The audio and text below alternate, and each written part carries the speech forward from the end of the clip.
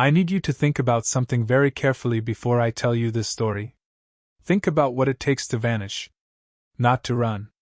Not to be taken violently. Not to wander off and get lost. To genuinely, completely, impossibly vanish from a campsite in the middle of a national forest in a way that leaves every single item exactly where it was: sleeping bag, boots, car keys, wallet, phone, rifle, and leaves not one single footprint in any direction showing where you went. Think about what that requires. Because the laws of physics as we understand them do not allow for it. A human being weighing 190 pounds cannot leave a campsite on a forest floor without leaving tracks. Not in September. Not after 2 days of light rain had softened the soil to the consistency of modeling clay. Not without disturbing the leaf layer, the pine needle layer, the duff layer, the exposed root systems, the soft creek bank 20 yards to the east. A search and rescue team with tracking dogs confirmed this. They worked every inch of a 400-yard radius around that campsite. They found the man's tracks coming in. They found his tracks within the campsite, to the fire ring, to the creek, to his tent. They found 0 tracks leaving. 0. His name was Caleb Marsh. He was 29 years old. A wildlife biology graduate student at Colorado State University. An experienced backcountry camper with 6 years of solo wilderness experience in the Colorado Rockies, the Wyoming High Country, and the Pacific Northwest. He had entered the Gifford-Pinchot National Forest in southwest Washington state on September 11, 2018, for a solo 5-day research trip studying old-growth forest ecosystem dynamics.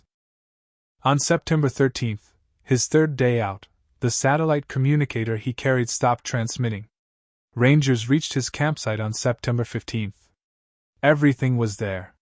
He wasn't. And there were no footprints leaving the camp in any direction. I have spent 14 months investigating the disappearance of Caleb Marsh.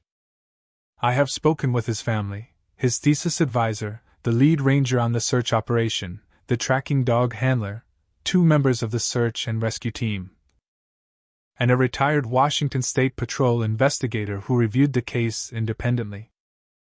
I have obtained the original search documentation, the ranger incident reports, the tracking dog handler's written assessment, the satellite communicator data log. And I have found something in the forest adjacent to the campsite that no member of the original search team found. Because they were not looking for it. Because they did not know what they were looking for. I know what they were looking for now. And what I found changes everything about what happened to Caleb Marsh on the night of September 13, 2018. Who he was before the forest took him. Before I tell you what I found in the Gifford-Pinchot, I need you to know who Caleb Marsh was. Because in disappearance cases, in cases like this one where the official investigation has stalled and the family is still waiting and the file sits in a ranger district office marked open with no progress, the person at the center gets reduced to a case number and a last known location. And Caleb Marsh was not a case number. His mother, Patricia Marsh, spoke with me for 4 hours over 2 separate phone calls from her home in Fort Collins, Colorado. She is a composed, precise woman, a former high school biology teacher who raised Caleb and his younger sister largely alone after her husband's death when Caleb was 11. The composure she maintains when discussing her son is not distance. It is the specific armor of a woman who has been falling apart privately for 5 years and has decided that clarity serves Caleb better than grief. She described him to me as the kind of person who was most fully himself in remote wilderness. Not because he was antisocial, she was careful about this, but because the wilderness demanded a quality of attention from him that ordinary life didn't, and he thrived under that demand. He had begun backpacking at 13, the year after his father died. His thesis advisor at CSU, Dr. Miriam Yates, whom I also spoke with, described him as one of the most naturally gifted field researchers she had worked with in 22 years of advising graduate students. Caleb understood ecosystems the way some people understand music, she told me. Intuitively. Before the analysis. He felt the relationships between things before he could articulate them scientifically. He was also meticulous. His field notes, which I have reviewed with Patricia's permission, the copies she kept, are extraordinary documents. Precise, detailed, cross-referenced. A man who understood that observation was only valuable if it was documented with enough precision to be reproducible. His preparation for the Gifford Pinchot trip was consistent with this meticulousness. He had submitted a detailed trip plan to the Ranger District, entry point, planned route, camp locations, exit date. He carried a Garmin inReach satellite communicator and had agreed with Patricia to send a brief check-in message every evening at 8 p.m. She received his check-in message on September 11th at 7:58 p.m. Normal. Happy. He described the old-growth hemlock stand he'd camped beside as the most intact ecosystem I've ever put a tent in. She received his check-in on September 12th at 8:03 p.m. Still normal. He had found evidence of a large predator in the area, tracks he couldn't immediately identify, and was planning to document them more thoroughly the following day. On September 13th, 8 p.m. came and went without a message. Patricia waited until 9 p.m. Then she called the Gifford Pinchot National Forest Ranger Station. Gifford Pinchot, what lives in those old trees? The Gifford Pinchot National Forest covers approximately 1.3 million acres of southwest Washington state, stretching from the Columbia River north to Mount Rainier's southern boundary. Most people know it, if they know it at all, as the forest surrounding Mount St. Helens. The volcano that erupted in 1980 and remade the landscape of its immediate vicinity so completely that the recovery of the ecosystem has become one of the most studied natural restoration events in scientific history. But the sections of the Gifford Pinchot that were not affected by the 1980 eruption, the old growth, stands to the south and east.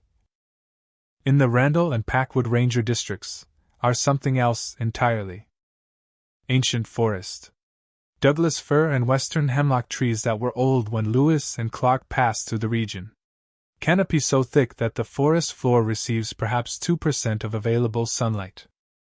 Root systems so massive and interconnected that the soil itself is alive in ways that forest soil scientists are still working to fully characterize. And a history of encounter reports that the Washington State Beefaro Database, the Bigfoot Field Researchers Organization, which I use as one of many sources despite its mixed reputation for rigor, shows as one of the densest concentrations in the Pacific Northwest. But I don't rely on the Beefaro database for this investigation. I rely on the Washington Department of Fish and Wildlife Incident Logs, a public record database, which between 2000 and 2018 shows 11 separate reports from the Gifford Pinchot of large, unidentified bipedal animals, 7 of which came from the specific ranger district adjacent to the area where Caleb Marsh was camped. I rely on a 2009 report filed by a Gifford Pinchot wildlife technician named Marcus Holloway who documented, in a formal USFS incident report, finding a series of bipedal tracks in the forest approximately 4 miles from the area where Caleb would camp 9 years later. The tracks measured 17 inches in length. The stride was 68 inches. The depth in saturated soil suggested a weight of no less than 700 pounds. The tracks were bipedal, consistent along a 340-yard observable section of forest trail before disappearing into dense brush. Marcus Holloway filed his report with detailed measurements and photographs. His supervisor's written response, which I obtained through a FOIA request, said, "Report noted. Unable to identify species. No further action at this time." And I rely on what a Cowlitz tribal elder named Raymond Clay told me when I drove to the Cowlitz Indian Tribe's administrative offices in Longview, Washington, and asked to speak with someone about the traditional knowledge of what lives in the old-growth sections of the Gifford Pinchot. Raymond Clay is 81 years old. He has spent his entire life in southwest Washington. His people, the Cowlitz, have lived in this landscape since before it had a name that anyone outside it recognized. He told me, with the particular economy of language that belongs to people who have said things many times and understand the weight of words. We don't go into those old sections after dark. We haven't gone in after dark in my grandfather's time. That's not fear. That's respect. There's something in those old trees that was here before the trees were old. You don't go into the house of something older than you and make noise after dark. He looked at me steadily. You said a young man disappeared in there? In those old sections? I said yes. He was quiet for a moment. Was he loud? Was he careless? I told him what I knew about Caleb Marsh. The meticulousness. The field notes. The attention and care with which he approached every wilderness environment. Raymond Tlay nodded slowly. Then it wasn't about him. It was about something else. I asked him what he meant. He said, sometimes it takes people who aren't careless. Sometimes it takes people who see things. Who document things. Who are about to understand something that it has decided it doesn't want understood. He looked out the window.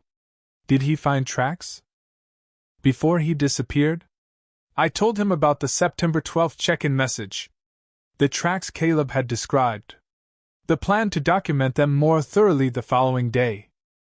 Raymond Tlay said nothing for almost a minute. Then, he found its tracks. And he was going to photograph them and measure them and take them back to people who study things. And it knew. He looked back at me. That's what happened. The last day, what the records say. The satellite communicator data log for Caleb Marsh's InReach device, which I obtained through Patricia Marsh with her signed authorization, tells a precise story of September 13th up to a point. 6:14 a.m., device active. Position logged at the campsite coordinates. 6:47 a.m., position logged 340 yards northeast of campsite. Caleb moving into the forest, consistent with a researcher heading to a study area. 7:23 a.m. through 11:41 a.m., a series of position logs showing Caleb working in an area approximately a half-mile northeast of camp.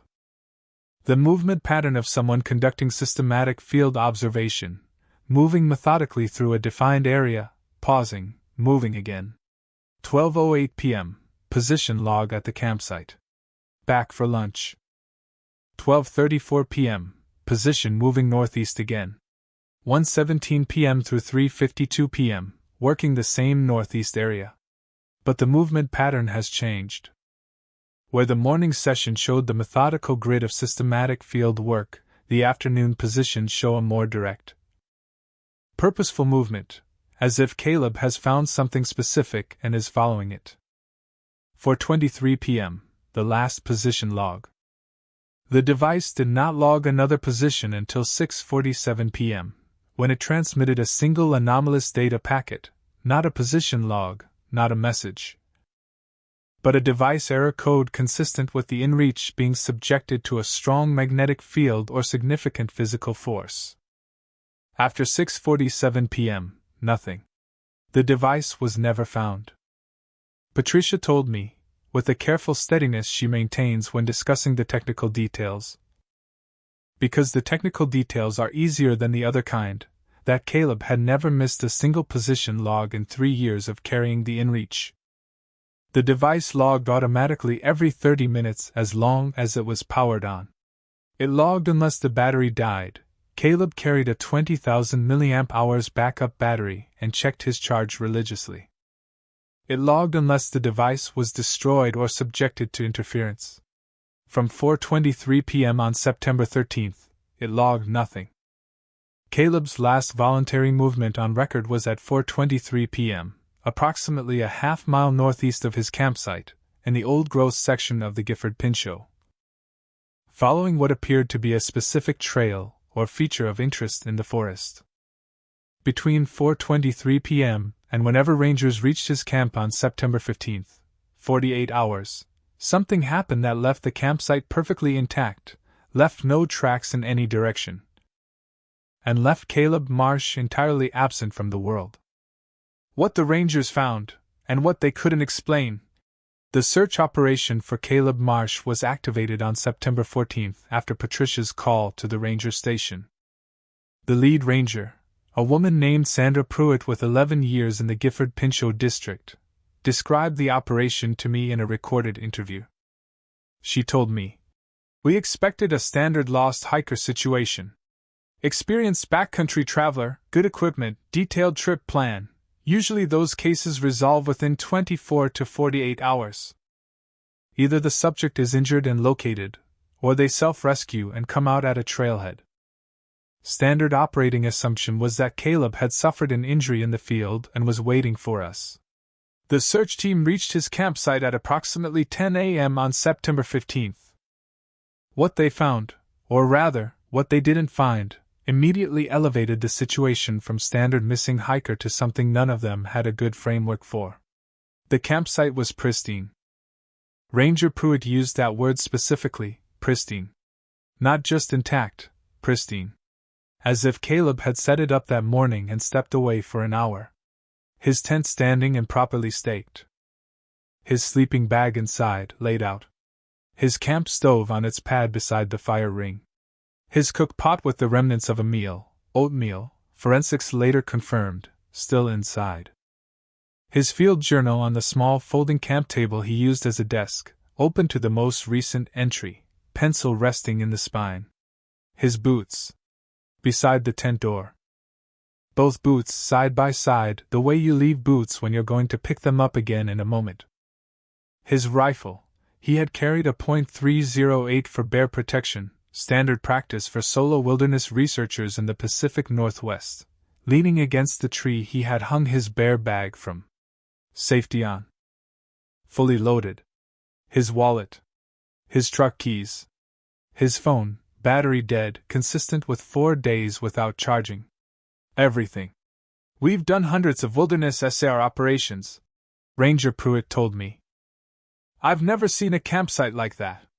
When someone leaves a campsite, even voluntarily, even in a hurry, they disturb things.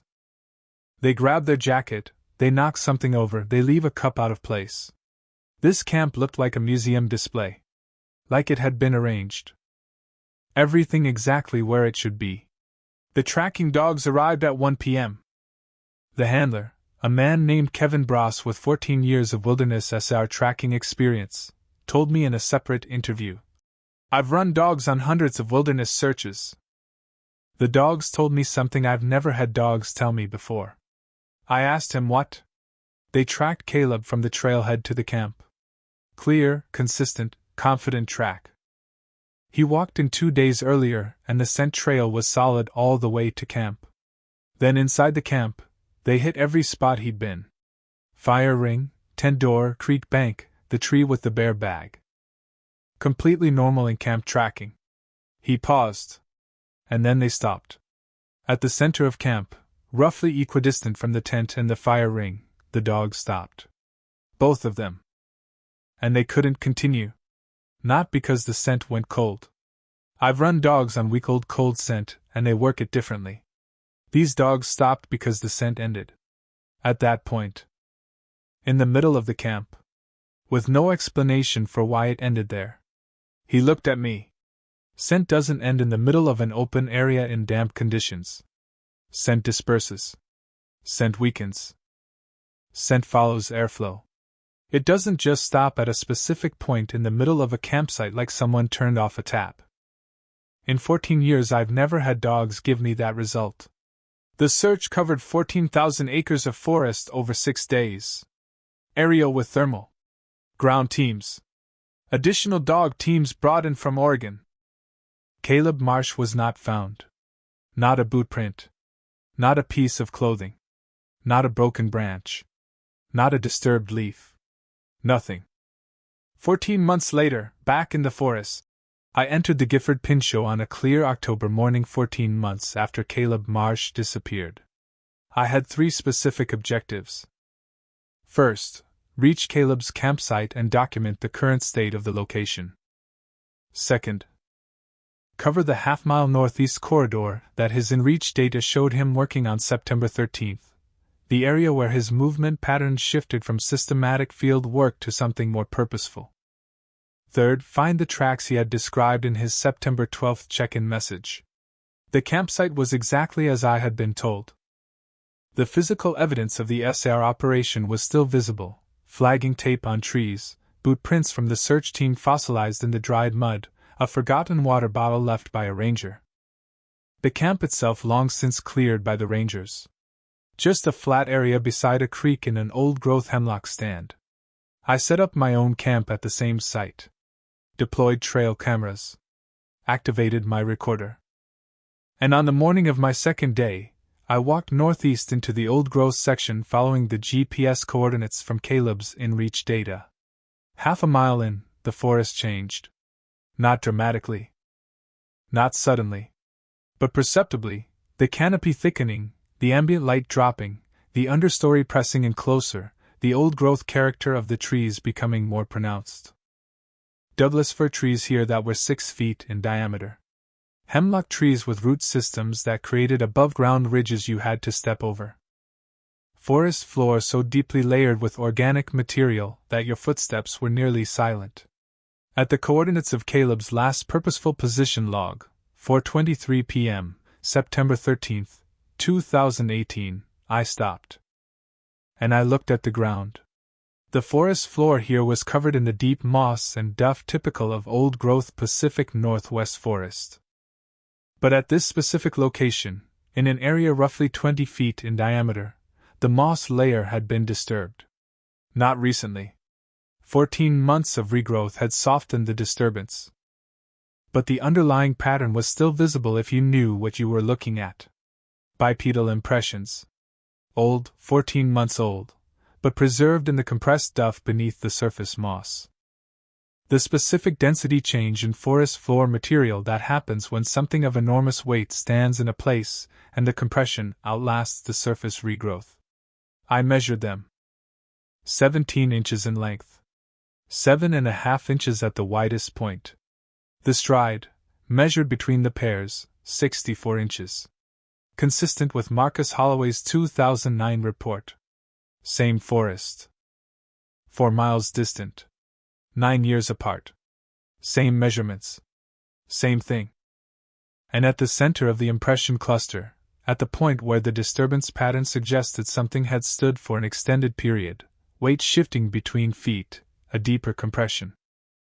As if it had stopped here for a long time. Facing the direction of Caleb's camp.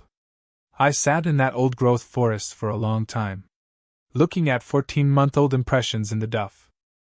Thinking about a 29-year-old wildlife biology student who had found these same impressions on September 12th and had planned to come back with his documentation equipment the following day. Who had come back? Who had not come home? What Caleb wrote in the hours before he vanished. Patricia Marsh gave me access to the digital photographs she had taken of Caleb's field journal before returning the physical journal to the rangers. As evidence. The final entry, September 13th, the day he vanished, is the most important document in this investigation. I want to read it to you carefully because every sentence matters. The entry begins at 6:30 a.m. Caleb was a disciplined journal keeper, always noted the time. He describes his morning routine. Coffee. Oatmeal. Notes the weather, overcast, light wind from the southwest, temperature approximately 48 degrees. Then this. Going back to the northeast section this morning to document the tracks I found yesterday. Significant find, bipedal, large stride suggesting height well above any documented PNW primate. Not bear. Foot morphology completely wrong for bear. Going to photograph, cast if possible with the plaster I brought, measure full trackway. Standard field note language. Clinical. Precise. Excited in the controlled way that Caleb expressed excitement, through the precision of his documentation rather than through adjective. The next entry is time 2:47 p.m. Back at the trackway. Something has changed since yesterday. The tracks that were here are still here, but there are new tracks overlapping them. Same maker, same morphology, but fresh. Made today. Made sometime this morning while I was working the south section. He pauses in his writing, you can see it in the journal photograph, A gap in the text where his pencil left the page for a moment. It came back to the same place while I was here. In the same forest. Within half a mile of my camp. Then, I'm going to push northeast another quarter mile and see if the trackway continues. Something about the pattern of these tracks, the way they're oriented, the depth distribution, suggests a specific destination rather than random movement. It was going somewhere specific. I want to know where. That is the last entry in Caleb Marsh's field journal. Time 2:47 p.m. on September 13th. His inReach logged his position moving northeast at 3:12 p.m. At 4:23 p.m. his device logged its last position. He had followed the tracks northeast. He had found where they were going.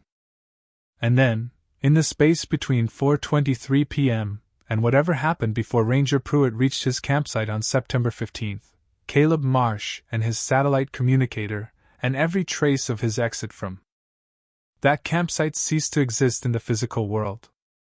What happened in that forest? I want to do something in this section that I don't always do in my investigations. I want to think out loud with you. Because the Caleb Marsh case presents a problem that I have sat with for 14 months and cannot resolve with the evidence available to me. And I think you deserve to sit with that problem honestly rather than have me present a conclusion I haven't fully earned. Here is what the evidence establishes beyond reasonable question. Caleb Marsh was an experienced, meticulous, safety-conscious wilderness researcher. He did not panic. He did not make careless decisions. He did not get lost. He found tracks on September 12th that he identified as significant, bipedal, large, unidentified. He planned to document them thoroughly. On September 13th, he returned to the trackway and found fresh tracks. The same maker had returned to the same location that morning. He decided to follow the trackway northeast to find its destination. At 4:23 p.m. his satellite communicator logged its final position. At 6:47 p.m. it transmitted an error code consistent with physical force or magnetic interference. Then nothing. His campsite was found pristine 2 days later. No tracks leaving. No tracks of any large animal entering the camp. The tracking dogs found his scent ending in the middle of the campsite. He has never been found. Here is what I cannot establish with the evidence available to me, but what I believe based on 14 months of investigation, 2 visits to the forest, all available documentation, and the testimony of Raymond Tlay. Caleb Marsh followed those tracks northeast and found something he was not supposed to find. Not the creature itself. I think he may have found a location. A specific place in the old-growth interior of the Gifford Pinchot that whatever lives in those trees considers its core territory. A place that Caleb's scientific instincts drove him toward in the same way they drove him toward every significant discovery. And I believe whatever lives in those trees knew he had found it. Raymond Tlay said, "It takes people who are about to understand something that it has decided it doesn't want understood." I think Caleb Marsh was about to understand something.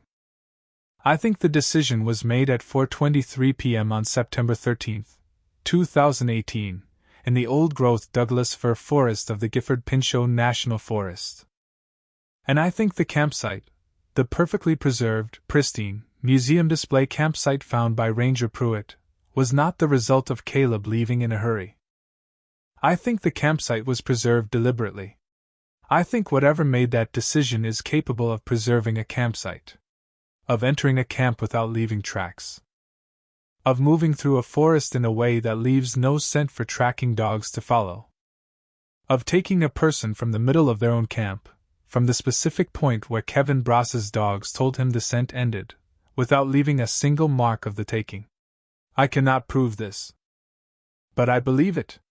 And I believe Caleb Marsh, in the last moments of his field journal, writing about tracks that were made today in the same forest while he was present, understood something too.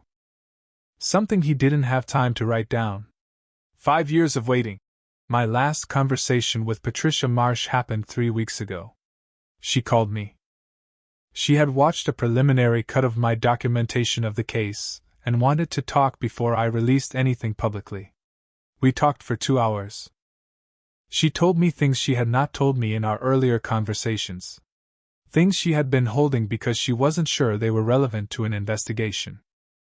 Things that she told me now because 5 years of waiting had worn down her certainty about what was relevant and what wasn't.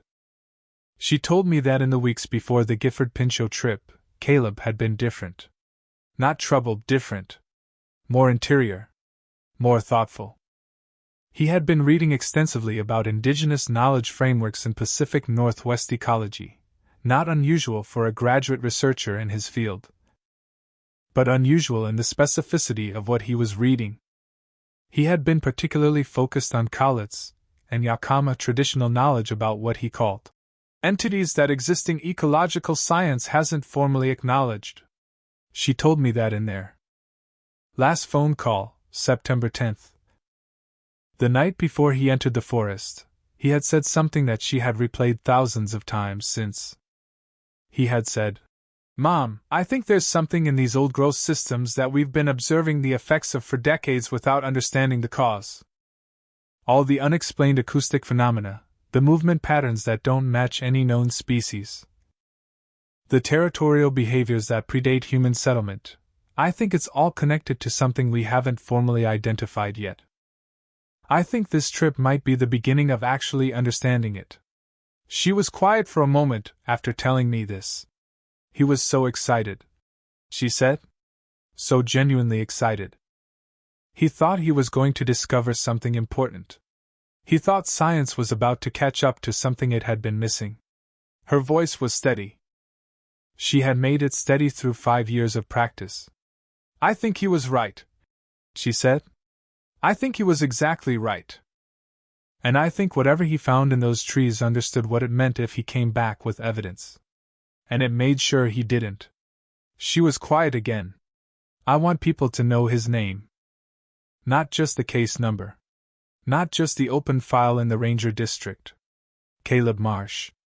He was 29 years old. He was brilliant and careful, and he loved those old forests more than anything. And he was right about what was in them." She paused one final time. "I just wish being right hadn't cost him everything." The file for Caleb Marsh, Washington State, Skamania County, case number 18 CR 4471, is still open. He has been missing for 5 years. His boots are still at Patricia's house in Fort Collins. She couldn't give them away. His field journal, the one with the September 13th entry ending at 2:47 p.m., ending mid-thought, ending at the moment he decided to follow those tracks northeast, is in the Ranger District evidence room. The tracks I found at his last in-reach position, the 17-inch bipedal impressions in the duff of that old-growth hemlock stand, are still there. Deeper now under 14 additional months of forest regrowth. But there. And whatever made them is still there too. In the old-growth interior of the Gifford Pinchot. In the sections where the Douglas fir trees were old when Lewis and Clark came through. In the place that Raymond Clay's people stopped going after dark in his grandfather's time. Still there. Still moving through that forest the way it has always moved, leaving no tracks that trackers can follow, no scent that dogs can work, no evidence that satisfies any official investigation. The Gifford Pinchot National Forest receives hundreds of thousands of visitors every year. Most of them never go into the old-growth interior. Most of them stay on the developed trails, the day-use areas, the viewpoints around Mount St. Helens. But some of them, the researchers, the serious backcountry travelers, the people who go deep into the old growth because that's where the real forest is, some of them find tracks they can't identify. Some of them decide to follow those tracks to see where they lead. I want to tell you something that Caleb Marsh understood in the last entry of his field journal. In that gap in the text where his pencil left the page for a moment. In the pause before he wrote that something had come back to the same place while he was there. He understood, in that moment, that he was not the only one aware of their shared presence in that forest. And he went northeast anyway. Because he was a scientist. Because the tracks led somewhere important. Because the answer was ahead of him, and he needed to know. I understand that impulse completely. I just hope that understanding it doesn't someday cost me what it cost Caleb Marsh. If you are going into old growth Pacific Northwest Forest, into the Gifford Pinchot, into the Olympic, into the Okanagan Wenatchee, I am not telling you not to go. But I am asking you to remember one thing. If you find tracks you cannot identify, do not follow them to see where they lead. Whatever is at the end of those tracks already knows you're coming. It has known since before you found them. Thumbs up if Caleb's story reached something in you, you know what to do. Bell subscribe. I am going back to that northeast section of the Gifford Pinchot. I want to find where those tracks lead. Speech balloon if you have been in the Gifford Pinchot. If you have found anything you couldn't explain in those old growth sections, tell me below. For Caleb.